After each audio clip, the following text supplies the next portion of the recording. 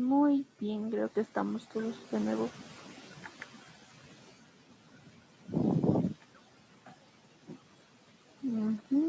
Ya, a ver. ¿Cómo dijeron que no tenían dificultades? Vamos a ver cómo las está haciendo. Vamos a trabajar. Daniela.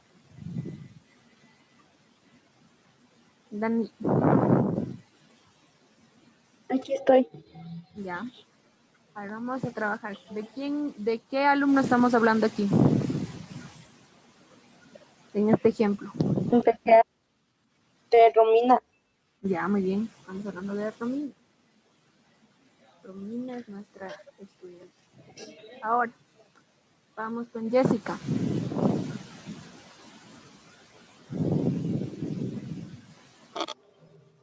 Jessy, ¿estás ahí? Haz esto, vamos a ver. Mauricio. Sí. ¿Qué dificultades tiene Romina? Dificultades para escribir. Ya, entonces, por ende, ¿hablamos de dislexia o de disgrafía? Grafía. Muy bien, entonces vamos anulando nuestras opciones. Dislexia no puede ser. Dificultades en... bueno, puede ser dificultad en composición escrita. Bueno, que todavía no lo hemos visto. Pero vamos a dejarla con dislexia, que no puede ser. Ahora, dice, vamos con Paola. Ya. ¿Cuál es la primera característica que te dice que tiene para definir qué disgrafía es? No se te escuchó, Mela. A ver, ahí. ¿Cuál es la primera característica que te dice qué tipo de disgrafía es? ¿Qué tipo de disgrafía es? Lo que era, dijeron que para escribir tenía dificultades para eso. Ya, es demasiado lenta para escribir. Ya, eso es una parte, tomen en cuenta eso. Disgrafía es demasiado lenta, como les dije, es de que uno ya les dicta baloncesto y ellos están balón, ¿cómo era? Y sigues esto, o sea, es demasiado lenta para escribir esa persona. Entonces utiliza el doble del tiempo de sus compañeros porque es bastante lenta. Tiene problemas, les escribe súper lento. En ocasiones lo han visto con inseguridad como si estuviera deletreando. Tomen en cuenta, como si estuviera deletreando palabra por palabra para poder escribirla, va de la mano con lo que es lenta, como les expliqué, va de la mano. ¿Por qué? Porque como les dije, ¿no? O sea, ella está escribiendo va, lo, esto, así de rápido escribir una persona que no tiene dificultades para escribir, o sea, dificultades en letrografía. Pero si hablamos ya de personas con dificultades, obviamente se va a demorar de que va, no, y escribe súper lento, se demora más que los otros chicos, ¿ok? Entonces, por las características que presenta, es lenta, y tomen en cuenta que está deletreando palabra por palabra. ¿Dónde está? ¿Dónde están? Evelyn, ¿qué disgrafía hablamos? Disgrafía superficial. Ya, ¿por qué no puede ser disgrafía fonológica? Porque como tú nos dijiste, primero presenta escritura lenta y además va de la mano con que deletrea palabra por, o sea, letra por letra para escribir. ¿Qué características debería tener para que fuera disgrafía fonológica?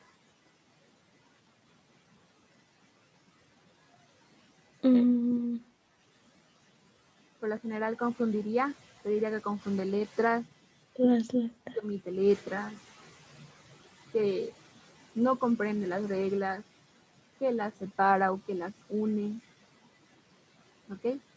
Entonces tomen en cuenta esto, ¿no? Anula, y especialmente esta de aquí, escritura espejo. Esta es la que vamos a ver ahora con lo que es disgrafía de la disgrafía de fonológica. Estamos bien aquí. A ver, con lo que es disgrafía fonológica. Dicen, vamos a ver, ¿dónde está? Marley. Marley, ¿estás ahí?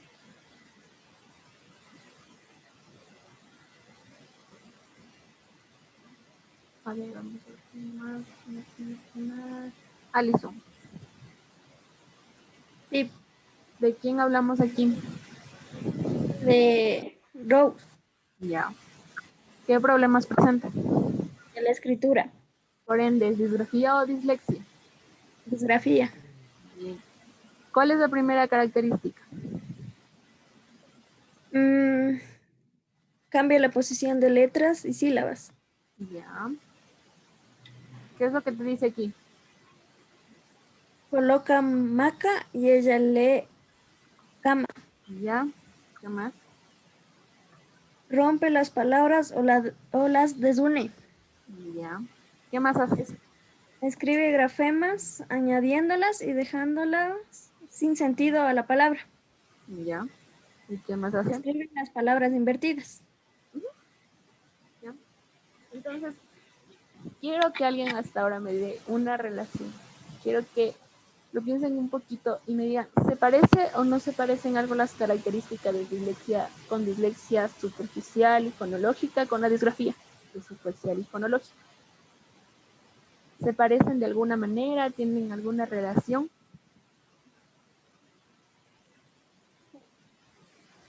Quiero que le piensen un poquito.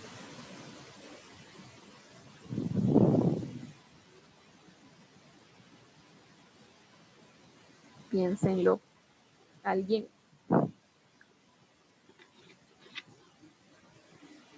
Dense cuenta de algo.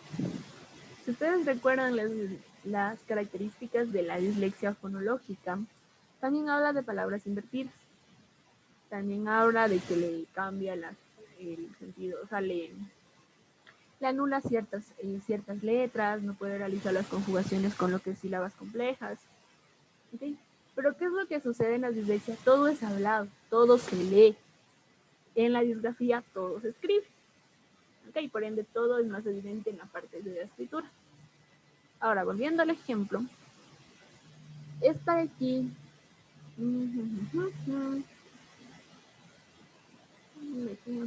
Paola, ¿por qué es disgrafía fonológica?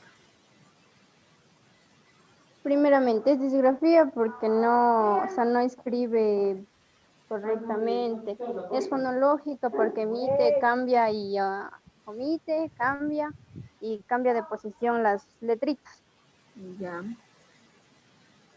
También porque rompe palabras o las desune. ¿Ok? De las sílabas inversas también. Exacto. Ya.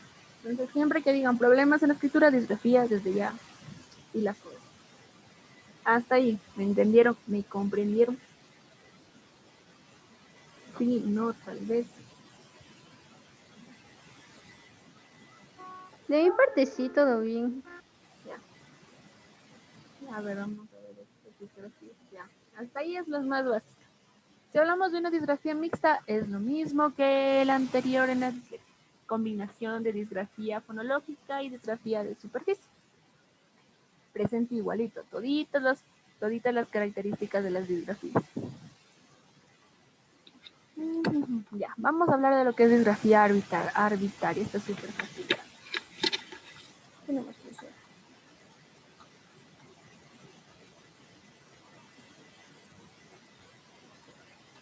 Vamos a hablar de disgrafía arbitraria. ¿Cómo nos damos cuenta que el niño tiene disgrafía arbitraria cuando les dicen que no puede, no se acuerda las reglas ortográficas? ¿Cuáles son las reglas ortográficas? M antes de T o B, después del NS, de que las agudas se tildan, de que las graves no, de que las esdrújulas se tildan en la tercera sílaba. Todo ese tipo de errores que presenta el niño en lo que es reglas ortográficas se la conoce como disgrafía arbitraria. Como les decía antes, ¿no? Si nosotros le decimos al niño que escriba computadora, él no la va a escribir así, la va a escribir computadora, tal como suena. Si le decimos que escriba, déjenme ver esta palabra.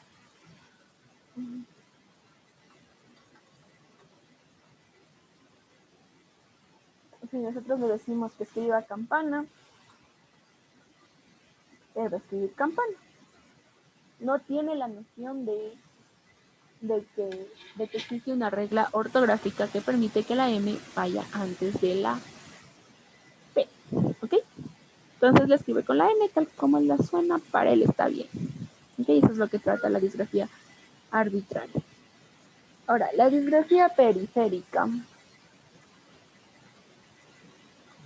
¿Cómo nos diagnosticamos de una disgrafía periférica? El niño tiene problemas aquí para escribir, o sea, tiene problemas de mala caligrafía, tiene problemas de espacio. Yo le doy, ustedes le dan al niño que escribe en un espacio de este tamaño. Ustedes le dan al niño que escriba en un espacio de este tamaño e inmediatamente lo que el niño empieza a hacer es, empieza a escribir el niño salió y se sale de la línea, salió. Para él no tiene ese sentido de espacio de que acá adentro nomás voy a escribir, ¿no? Yo puedo escribir por donde sea. Entonces, es más evidente aún cuando nosotros al niño le damos, por ejemplo, los típicos cuadernillos que se da para caligrafía, ¿no? Por ejemplo, le damos al niño que escriba así de que en cada renglón no puede salirse. El niño se sale, no tiene esa noción de que tiene que quedar todas las letras adentro, arriba, abajo. Eso es lo que presenta. Y por ende, como el niño no tiene esa noción de que todo tiene que ir lineal, que uno tiene que ser de un tamaño correcto, así como está escribiendo Alandred, así igualito, de que una letra más grande, una más chiquita, igualito los niños tienen ese problema al momento de escribir. Entonces, a esto se lo conoce como disgrafía periférica. Por ende, también tienen una letra horrible, no se les entiende bien y también trae consecuencias para la maestra porque no logra comprender lo que está escrito ahí, ¿no? Entonces, a esto se le llama problemas con margen ligados a linealidad y tamaño. ¿Ya? Entonces, tiene problema en la periferia. Ahora sí, si hablamos de composición escrita, esto es similar a la parte de escritura.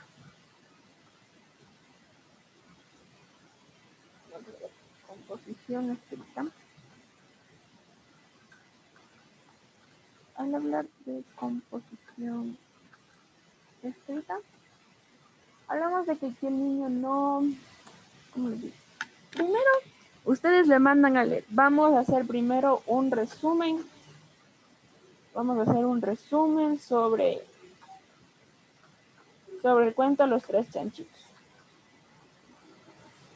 Daniela va a ser la alumna. Entonces, Daniela le mandé a leer y Daniela sucede que después de que se acabó de leer, se le olvidó todo. No recuerda cómo se llamaba el primer chanchito, no recuerda dónde fue la historia, no recuerda personajes ni nada.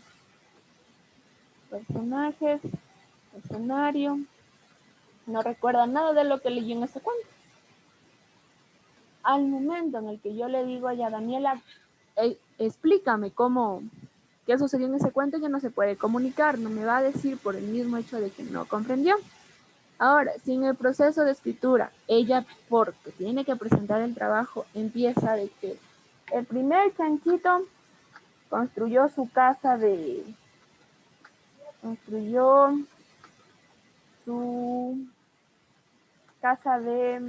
ladrillo, porque no se acuerda. Fue el primero que se le vino, el que más le gustó. El segundo fue de paja, el otro de madera, y a los 3 se los comió el lobo.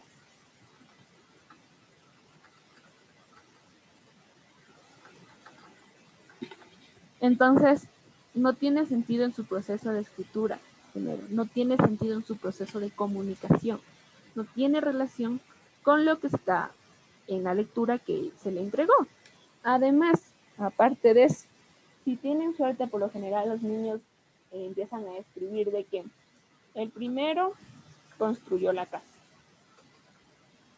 Y luego vino el otro chanchito también, y no compró la comida, y empiezan a disvariar y empiezan a dar vueltas ahí mismo que no llegan nunca a un proceso general de ideas. Entonces aquí también ya se presenta lo que es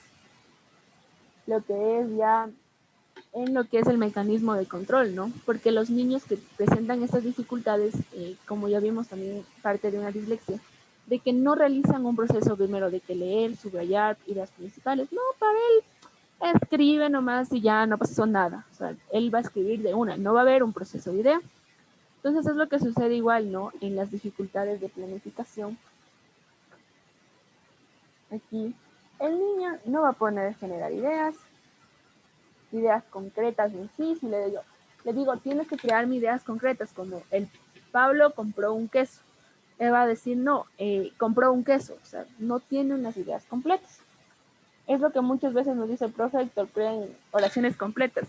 Eso es lo que muchas veces los niños no hacen, no logran conseguir, no organizan sus ideas.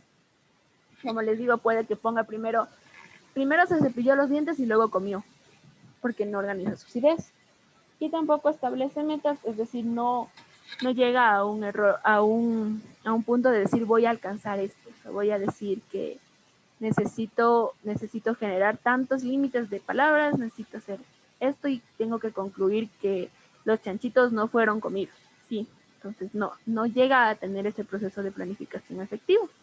Entonces, por lo general, ¿no? Los errores que se habla aquí es de que no presenta un tiempo, no hace una planificación antes de. ¿Cuántos de nosotros el proceso correcto de escritura es primero sacar todas las ideas y luego revisar esas ideas, luego ordenar las ideas, luego estructurar en el párrafo, luego volver a revisar? Eso es el proceso que debe hacerse en la planificación. Como somos tan chéveres y a veces no tenemos tiempo, cogemos y ponemos lo primero que se nos ocurre. Y, o sea, pues habitualmente eso se les llama errores de planificación, que no tanto menciona la licenciada por el hecho de que también suele ser un poco confuso, ¿no? Entonces, ¿qué más también? También tienden a autodictarse, es decir, van hablando mientras van creando la idea. Pablo compró un queso y luego se fue a la tienda, luego se fue a la casa y se puso a cocinar una sopa, así, ¿ya? ¿Qué más? Déjenme ver. Ya, eso por una parte. Y ahora sí, vamos a ver lo que es en las aprendizajes de traslación.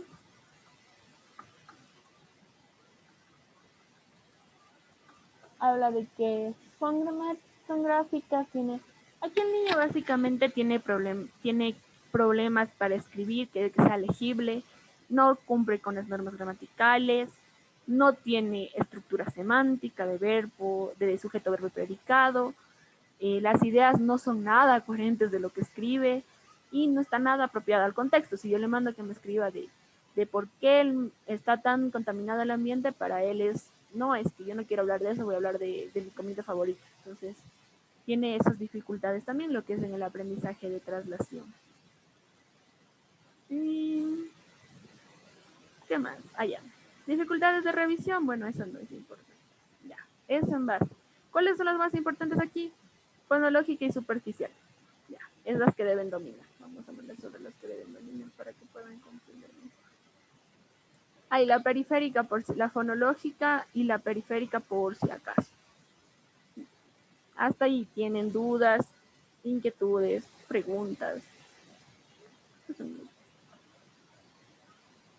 Inquietudes, hablen ahora o callen para siempre.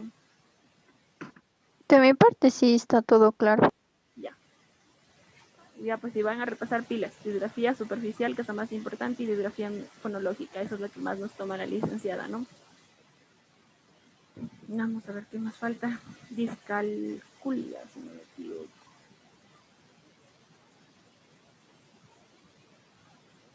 Ya.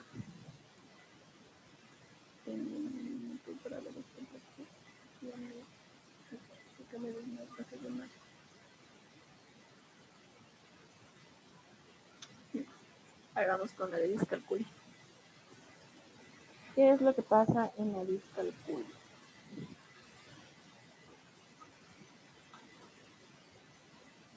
Discalculia hace referencia especialmente al área de matemática.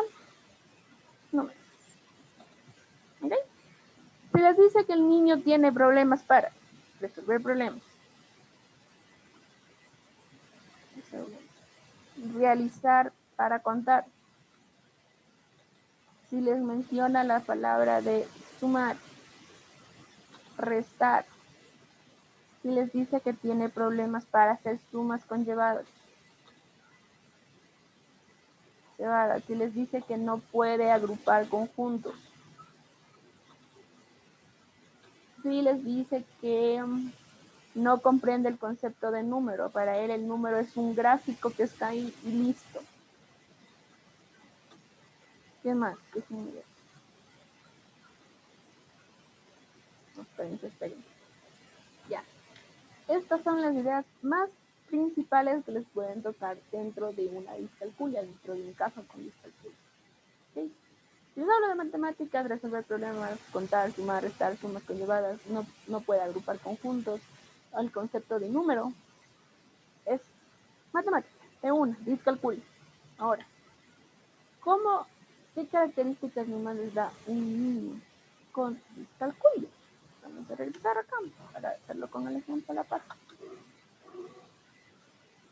Okay, aquí es un poco más teórico, déjenme revisar. Por ejemplo, lo que respecta a la tarea de contar, ustedes les dan al niño que cuente, por favor, 10 objetos, ¿no? Le dan que cuente 10 objetos al niño. Entonces, todo chévere, dicen, por favor, me ayudas contando estos objetos de Kim y quiero que me agrupes, por favor, los objetos que son diferentes, que son iguales, obviamente si tienen mezclados. Entonces, ustedes le piden, por favor, agrupa y cuenta cuántos objetos hay de cada color. El niño no lo va a hacer, y más si son similares como se van aquí.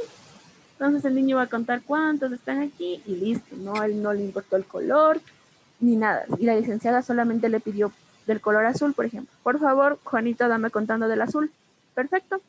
Un niño sin dificultad lo va a hacer, pero niños con dificultades de aprendizaje les van a contar todo y no les van a diferenciar ni el color, ni siquiera las características, ni nada. ¿Ok? Entonces, eso es lo que se refiere a la tarea de contar. Disvaría mucho también con los números, está en el 3, se va al 5, o está en el 10 y regresa al 8.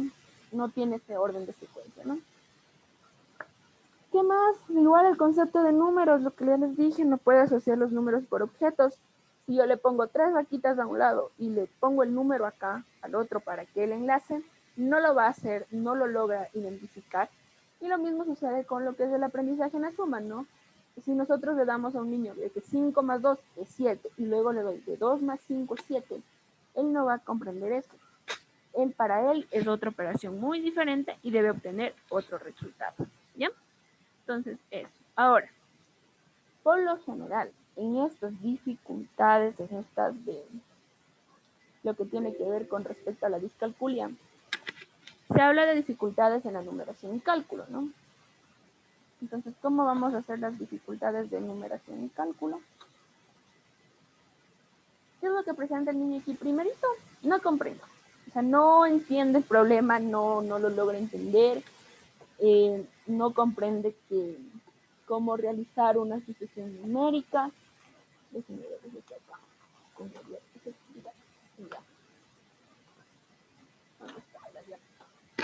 No comprende, no es capaz de hacer unas operaciones básicas, no puede resolver, por ejemplo, de que yo le digo, Pablito compró 3 manzanas, le quitaron 2. Él no va a comprender aquí la parte de cómo que le quitaron, o sea, ¿y dónde están las manzanas? No entiendo qué pasó ahí, quién le quitó. O sea, no va a comprender el ejercicio. Ahora, la escritura de números, si nosotros por lo general los números se escriben de derecha a izquierda, 205. No, perdón, de izquierda a derecha, 205. Pero si los niños, bueno, a ver, se escriben de izquierda a derecha, normalmente sin necesidad de un sistema de, digámoslo, de sistema posicional.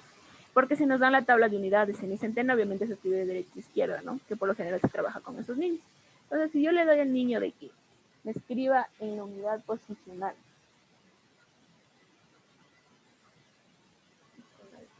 si yo le doy al niño que me escribe en unidad posicional, en unidad, decena y centena. le digo que por favor me escriba el 205, el niño les va a hacer esto. No es lo correcto. Ustedes saben que primero va el 2, luego el 0 acá en la decena, luego el 5 acá en la centena. ¿Ok? Entonces el niño presenta estos errores porque él no logra diferenciar la forma correcta de escribir un número dentro de un sistema posicional, no domina esto y va a presentar esas dificultades. Lo otro es que cuando nosotros estamos en medio de un dictado, tal vez con niños o que están dictándole para alguna tarea, le dicen 354. Entonces, el niño va a escribir 354. Así, 54. ¿Se dan cuenta? Este es el error que los niños cometen. ¿Sí? De esta manera es lo que va a escribir el niño. Tiene problemas para comprender qué le quitaron, qué le añadieron. No puede escribir correctamente dentro de una tabla posicional o fuera de ella y presenta problemas, obviamente, en el momento de que uno le dice un número 354, él escribe 300, literal, 350 y el 4. ¿Ok? Hasta ahí. ¿Tienen preguntas, dudas, inquietudes?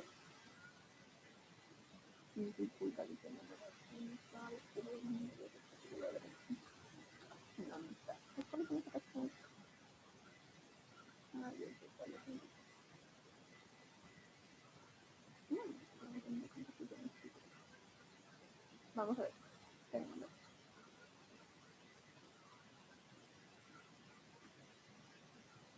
Ya. Entonces aquí tenemos un claro ejemplo. Dice, ay, dice que pasó buenas noches. Ah, no, ya. Sandy tiene problemas en la asignatura de matemática. Bien. Entonces vamos por partes. Daniela, si nos dice asignatura de matemática, ¿qué es? Dislexia, discalculia o disgrafía. Discalculia. Ya, discalculia. En discalculia tenemos algo de cálculo de superficie.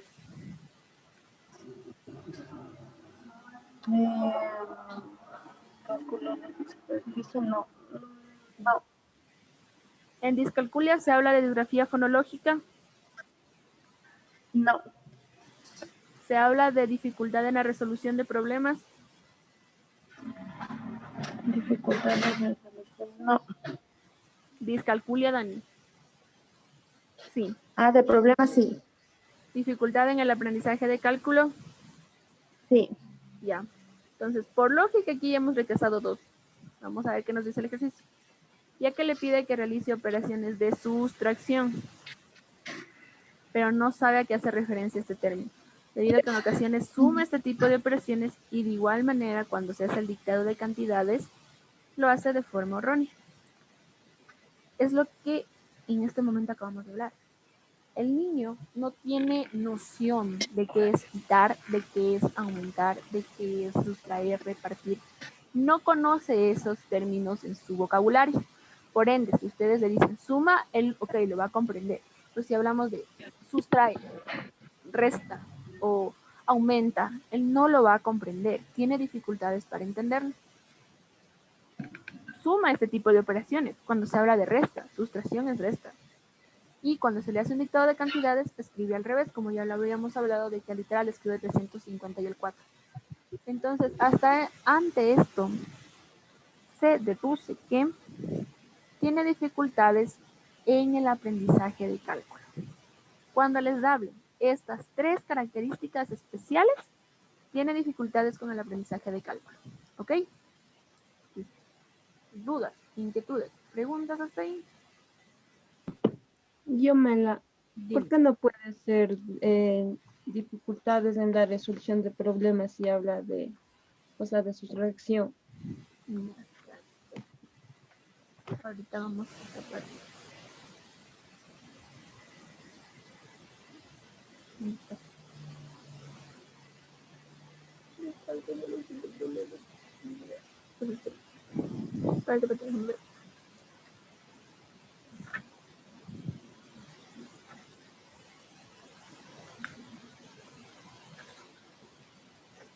Estos problemas matemáticos. Ah, no tiene. Espérame, qué reglas son otras características.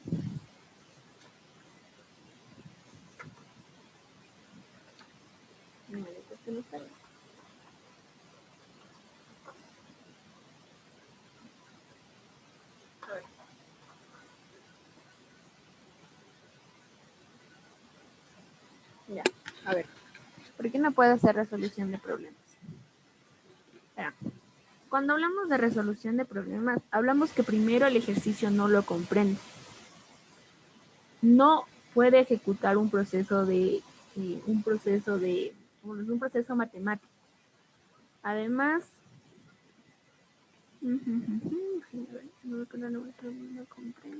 puede traducir, no aplica el proceso. Ya, a ver, ¿cómo les diría? Yo creo que aquí, por ejemplo, si hablábamos de aprendizaje de cálculo, déjenme aquí algunos que les digo esta diferencia. No, no puedo ver eso.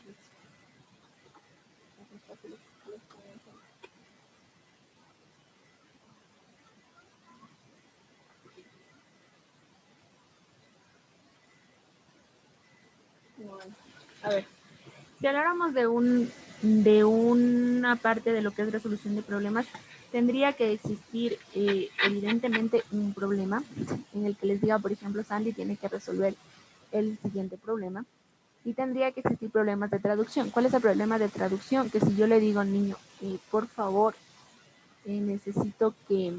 Aquí está esa parte más adelante. ¿Dónde está? Por favor, necesito que...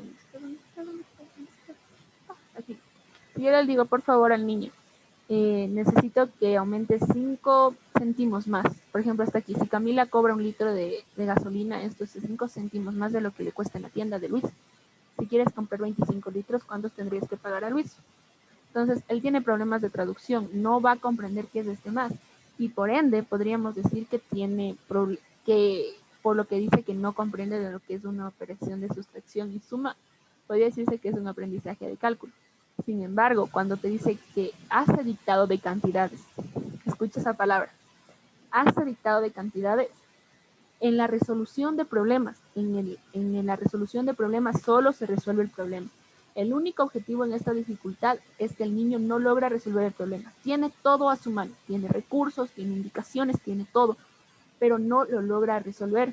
Mientras que en el aprendizaje de cálculo, el niño va a tener problemas para identificar números, no va a poder copiar cantidades, nada, o sea, literalmente nada. Me hago entender. O sea, no se confundan. Yo sé que suena muy confuso, pero la resolución de problemas es específicamente para problemas de matemática. Problemas matemáticos, cuando les dicen, Juanito compró 3 manzanas, le quitaron 2 y luego fue y le revendieron 5 más. ¿Cuántas tiene en total Juanito? ¿Ok? Por ahí, por este sentido va cuando hablamos de problemas. Pero en este caso, les está dando más opciones. No se centren, el problema muchas veces de nosotros es que leemos lo primero y esa es la respuesta. No se centren tanto en la primera idea que ustedes ven y dicen, es esto. O sea, no. Tienen que leer todo para comprender. Eso es lo que les digo, se combina. Tengan en cuenta eso. El niño aquí tiene dificultad para sumar, para restar, para todo tipo de operación básica en el aprendizaje de cálculo. Todo tipo de operación básica. Resolución de problemas es más avanzado, primero. Segundo, hace dictado de cantidades y lo hace de forma errónea. Por esta situación es un aprendizaje de cálculo. ¿Ok, Liz? ¿Me entendiste? Creo que sí me expliqué. Sí, gracias. ¿Los demás tienen alguna duda? No les maría. Okay, pero no les maría. A ver, déjenme ver qué más.